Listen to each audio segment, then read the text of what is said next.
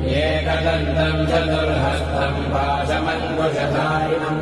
तदञ्जमलनम् हस्ते विभ्राणम् मूषकध्वजम् रक्तम् लम्बोदरम् शूर्पकर्णकम् रक्तपाशसम् रक्तगन्धानुलिप्ताङ्गम् रक्तपुष्पैः सुपूजितम्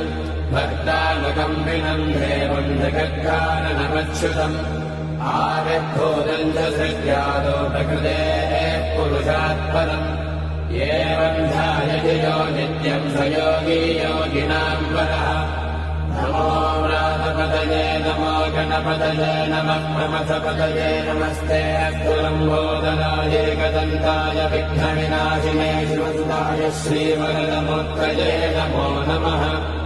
एतत् सर्वशेषयोधीते स्वब्रह्मभूयाय कल्पते स सर्वतः सुखमेधते स सर्वविघ्नैः न बाध्यते स पञ्चमहापापात् प्रमुच्यते